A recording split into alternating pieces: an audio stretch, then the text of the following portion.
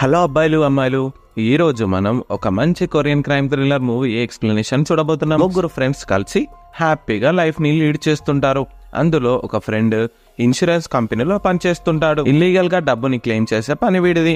ఇక ఈ ప్రాసెస్ లో మరో ఫ్రెండ్ తల్లి షాప్ ని దొంగతనం చేసి ఆమెను చంపేస్తాడు. తర్వాత ఏం జరిగింది, ఈ విషయం మిగతా ఇద్దరు ఫ్రెండ్స్ కి తెలిసిందా లేదా అనేది మిగతా కథ. కన్ఫెషన్ మూవీ 2014 లో రిలీజ్ అయిన కొరియన్ మూవీ. ఈ మూవీకి IMDb రేటింగ్ 6.5 అవుట్ ఆఫ్ 10. ఇక ఫుల్ స్టోరీలోకి వెళ్లే ముందు నాదొక చిన్న రిక్వెస్ట్. నేను ఎంతో కష్టపడి మంచి మూవీస్ మీ ముందుకు తేయడానికి ట్రై చేస్తున్నాను. ఈ వీడియో గనక మీకు నచ్చినట్లయితే లైక్ చేయండి అండ్ వీడియోని మీ ఫ్రెండ్స్ కి షేర్ చేయండి. ఛానల్ ని సబ్స్క్రైబ్ చేసుకోండి అండ్ నోటిఫికేషన్స్ కోసం వీడియో కింద ఉన్న బెల్ ఐకాన్ ని క్లిక్ చేయండి. మేము ఏ వీడియో అప్లోడ్ చేసినా వెంటనే మీకు నోటిఫికేషన్ అందుతుంది. ఇక కథలోకి వెళ్తే ఓపెనింగ్ సీన్ లో మనకు ముగ్గురు ఫ్రెండ్స్ ని చూపిస్తారు. ఇన్చోన్, హ్యోంగ్తే, మిన్సు. ముగ్గురు మిడిల్ స్కూల్ హాస్టల్ నుండి రాత్రిపూట సీక్రెట్ గా పారిపోతుంటారు. వెళ్తూ స్కూల్లో ఉన్న ఖరీదైన బుక్స్ ని కొట్టేస్తారు. వీటిని అమ్మేసి డబ్బును తెచ్చుకుందామని వీళ్ళ ప్లాన్. బస్ కోసం వెయిట్ చేస్తారు. కానీ అది లేట్ అవ్వడంతో దగ్గరే ఉన్న మౌంటైన్ వ్యూ వద్దకు వెళ్తారు. అక్కడ వీళ్ళు తమకు రీసెంట్ గా స్కూల్ నుండి లభించిన సర్టిఫికెట్స్ తో ఫొటోస్ దిగుతారు. అప్పుడే కాలు జారి మిన్సు లోయలోకి పడిపోతాడు. వీళ్ళ శని కాకపోతే అప్పుడే ఫుల్ మంచు కూడా కురుస్తుంది. కిందకి వెళ్లి మిన్సుని వెతుకుతారు. మిన్సుకి తీవ్రంగా గాయాలవుతాయి. మిగతా ఇద్దరు ఫ్రెండ్స్ వీడిని హాస్పిటల్ కి తీసుకెళ్దామని చూస్తారు. కానీ మంచు వల్ల వెళ్ళలేకపోతారు. అప్పుడే హ్యోంగ్తేకి దగ్గరలో ఒక చిన్న ఇల్లు కనిపిస్తుంది. అందులోకి మిన్సుని తీసుకెళ్లి పడుకోబెడతారు. ఇక హ్యోంగ్తేకి కూడా దారిలో గుచ్చుకొని కాలికి గాయం అవుతుంది. మీరిద్దరూ ఇక్కడే ఉండండి, నేను వెళ్లి హెల్ప్ కోసం చూసి వస్తా అని ఇన్చోల్ చెప్పి వెళ్లిపోతాడు. కట్ చేస్తే నెక్స్ట్ డే మార్నింగ్ హ్యోంగ్తే నిద్ర నుండి లేస్తాడు.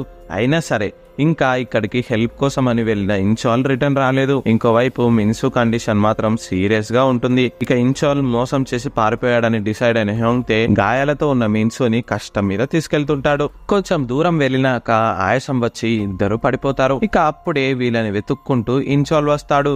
వీడు పోలీసులతో ఇక్కడికి వచ్చుంటాడు. ఇక ఏముంది, వాళ్ళు వీళ్ళ ముగ్గురిని రెస్క్యూ చేస్తారు. కట్ చేస్తే చాలా సంవత్సరాల తర్వాత మిన్సుని చూపిస్తారు. అందరూ పెద్దోళ్ళైపోయి ఉంటారు. హ్యోంగ్తేకి పెళ్ళైపోయి ఒక పాప కూడా ఉంటుంది. ఇక ఆ రోజు హ్యోంగ్తే కూతురి బర్త్డే అవడంతో ముగ్గురు ఫ్రెండ్స్ కలిసి హ్యాపీగా పార్టీ చేసుకుని ఎంజాయ్ చేస్తుంటారు. ఇన్చోల్ కి ఇంకా మిన్సుకి హ్యోంగ్తే కూతురు అంటే చాలా ఇష్టం అండ్ ప్రాణం. ఆ రోజు పార్టీ తర్వాత ఫుల్ గా మందు తాగి మిన్సు కంట్రోల్ తప్పుతాడు. ఇక వీడిని హ్యోంగ్తే ఇంకా ఇన్చోల్ ఇంటి దగ్గర డ్రాప్ చేసి వస్తారు. తర్వాత ఇన్చోల్ ఒక హాస్పిటల్ కి వెళ్తాడు. అక్కడికి ఇన్సూరెన్స్ ఇన్వెస్టిగేటర్ వస్తాడు. ఈ ఇన్వెస్టిగేటర్ పని ఏంటి అంటే ఇన్సూరెన్స్ క్లెయిమ్ చేసే వాళ్ళ దగ్గరికి వెళ్లి వీళ్ళు అడిగే ఇన్సూరెన్స్ కి నిజంగానే అర్హులా కాదా అని విచారణ జరిపి అమౌంట్ ని పంపించాలి. కానీ ఇప్పుడు ఇన్చోల్ అరేంజ్ చేసిన ఫేక్ పేషెంట్స్ వద్దకు ఇన్వెస్టిగేటర్ వచ్చి నువ్వు చేసేది పెద్ద తప్పు, ఇన్సూరెన్స్ డబ్బు కోసం ఫేక్ పేషెంట్స్ ని తయారు చేసి కమిషన్ కొట్టేద్దామని చూస్తున్నావు, జాగ్రత్త అని ఇన్చోల్ కి వార్నింగ్ ఇచ్చి వెళ్లిపోతాడు. కట్ చేస్తే నెక్స్ట్ డే మార్నింగ్ ఇన్చోల్ ఒక లేడీని కలుస్తాడు. పేరు లిమ్. హ్యోంగ్తే తల్లియే ఈ లిమ్. హ్యోంగ్తే ఒక మూగ అనాథ అమ్మాయిని లవ్ చేసి పెళ్లి చేసుకుని ఉంటాడు. ఇష్టం లేని మ్యారేజ్ చేసుకోవడంతో తల్లి హ్యోంగ్తేతో మాట్లాడదు, దూరం పెడుతుంది. అంటే హ్యోంగ్తే తల్లిదండ్రులు ఒక ఇంట్లో, హ్యోంగ్తే తన భార్య కూతురుతో వేరే ఇంట్లో ఉంటారు. కానీ ఈ మధ్య హ్యోంగ్తే తండ్రికి ఆరోగ్యం బాగా ఉండదు, పారాలిసిస్ వచ్చుంటుంది. లిమ్ ఒక పెద్ద ఇల్లీగల్ క్యాసినోని రన్ చేస్తుంటుంది, ఫుల్ పైసలు. కానీ లిమ్ ఒక్కతే ఈ బిజినెస్ ని నడపలేకపోతుంది. పారాలిసిస్ వచ్చిన హస్బెండ్ ని చూసుకోవడానికి టైం మొత్తం సరిపోతుంది. ఇక ఇప్పుడు ఇన్చోల్ లిమ్ ని కలిసి ఇన్సూరెన్స్ పాలసీని తీసుకోమంటాడు. $10 మిలియన్ కి సంబంధించిన ఇన్సూరెన్స్ పాలసీ మీద లిమ్ సైన్ చేస్తుంది. ఎప్పుడైనా క్యాసినోలో దొంగతనం గానీ ఫైర్ యాక్సిడెంట్ జరిగితే ఈ అమౌంట్ వస్తుందని లిమ్ ఆలోచన. ఇక ఆ రోజు రాత్రి ఇన్చోల్ మిన్సు ఇంటికి మందు సిట్టింగ్ వేయడానికి వెళ్తాడు. ఇప్పుడే ఇతను మిన్సుకి ఒక షాకింగ్ మ్యాటర్ చెప్తాడు. హ్యోంగ్తే తల్లి దగ్గర ఇన్సూరెన్స్ చేపించాను, ఆమెకి క్యాసినోని ఇక ఏ మాత్రం నడిపే ఓపిక లేదు. మనం క్యాసినోలో దూరి రాబరీ చేయాలి, ఇంకా పెట్రోల్ పోసి దగ్ధం చేస్తే ఇన్సూరెన్స్ అమౌంట్ వస్తుంది. ఇది మొత్తం లిమ్ ఆంటీ ప్లానే. ఆమె ఇన్సూరెన్స్ అమౌంట్ లో మనకు షేర్ ఇస్తా అన్నది. ఆమె ఇక రిటైర్ అయిపోతుందంట అని మిన్సుకి చెప్తాడు.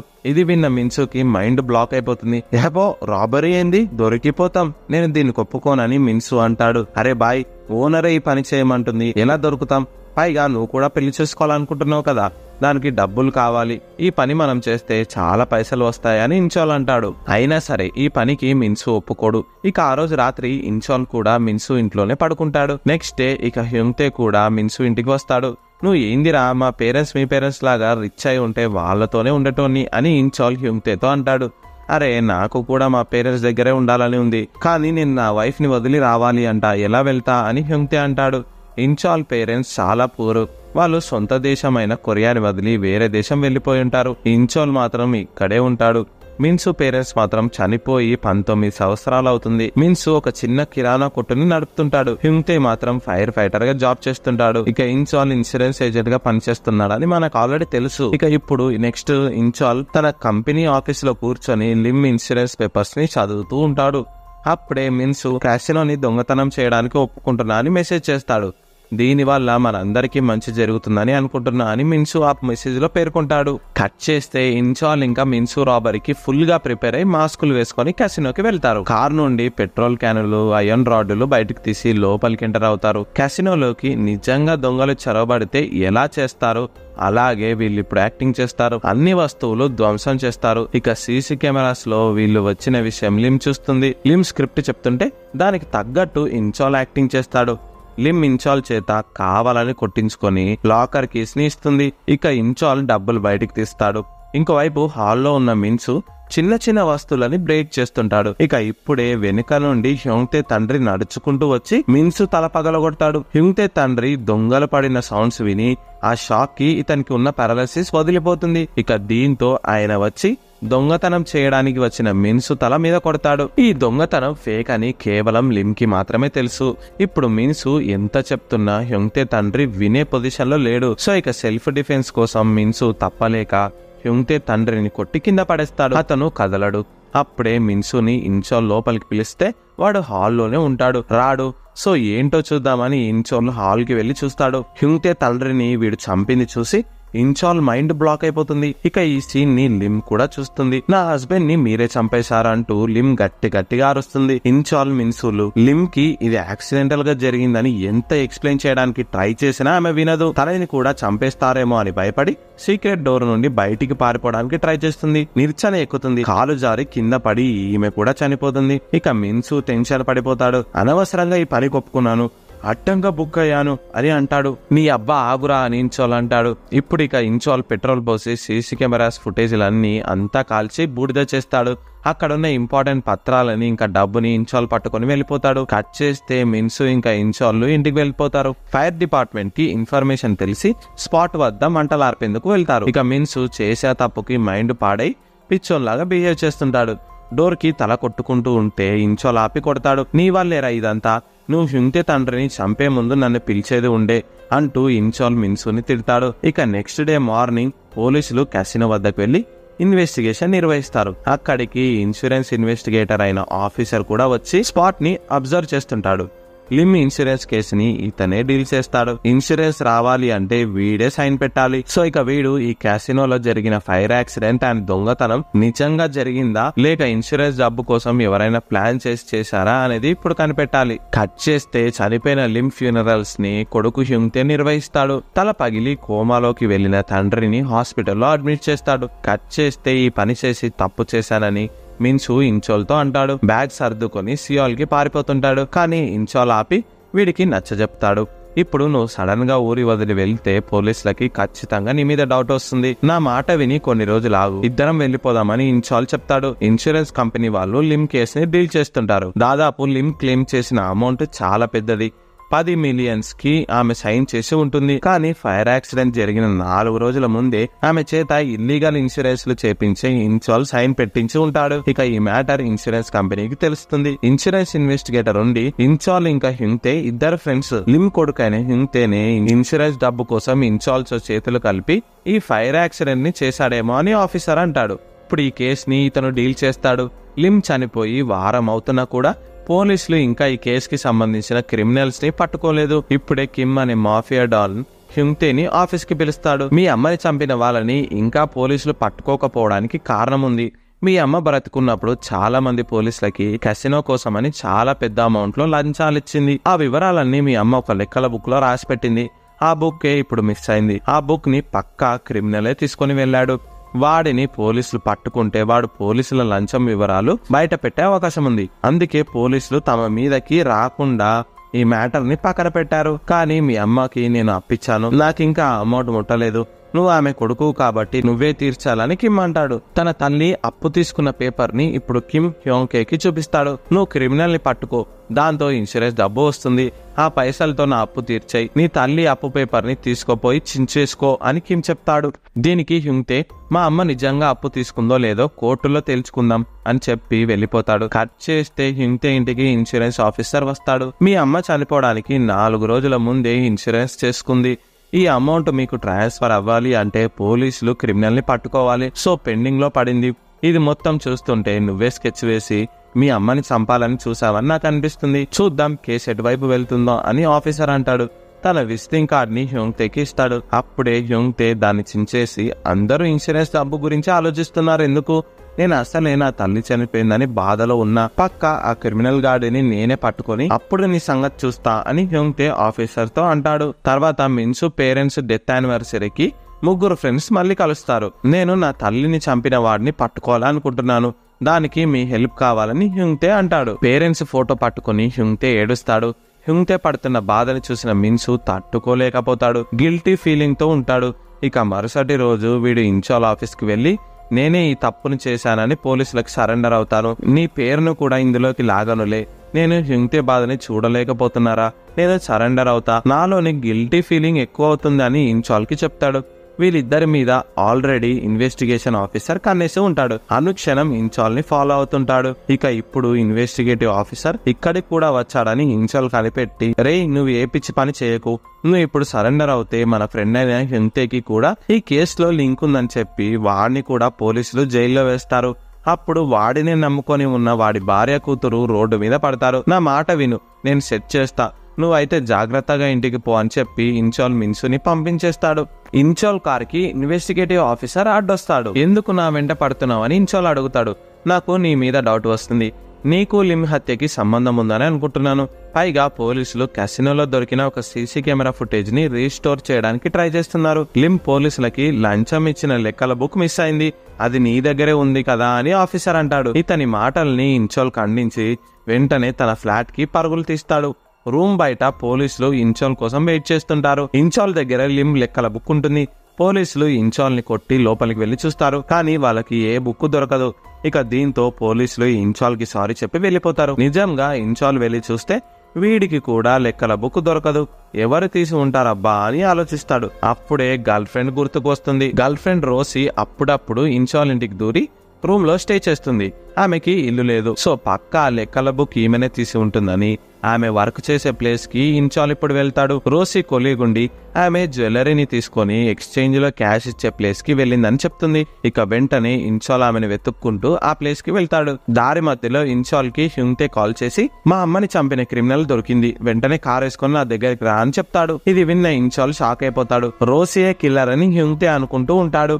ఇప్పుడు ఇన్చాల్ ఇంకా హ్యుంగ్తే కలిసి రోసి ఉన్న ప్లేస్ కి వెళ్తారు. రోసి హ్యుంగ్తే కంట పడుతుంది, కానీ ఇన్చాల్ హ్యుంగ్తేని తప్పుదారి పట్టిస్తాడు. వీడు వెళ్లి వాడి గర్ల్ ఫ్రెండ్ ని పట్టుకుంటాడు. లెక్కల బుక్ ని లాగేసుకొని, ఇంకోసారి నాకు కనపడకు, జ్యువెలరీ ఉంది కదా దాంతో బ్రతుకుపో అని ఇన్చాల్ చెప్పి ఆమెను పంపించేస్తాడు. రోసి హ్యుంగ్తేకి దొరికితే తన తల్లి చావుకి ఇన్చాలే కారణమని హ్యుంగ్తేకి తెలిసిపోతుంది. సో అందుకే ఇన్చాల్ హ్యుంగ్తేని వేరే రూట్ లోకి పంపుంటాడు. ఇప్పుడు ఇక లెక్కల బుక్ ని ఇన్చాల్ దాచి పెడతాడు. అవును, ఈ పిల్ల గురించి నీకెవరు ఇన్ఫర్మేషన్ ఇచ్చారా అని ఇన్చాల్ హ్యుంగ్తేని అడుగుతాడు. ఇప్పుడే హ్యుంగ్తే నిజం చెప్తాడు.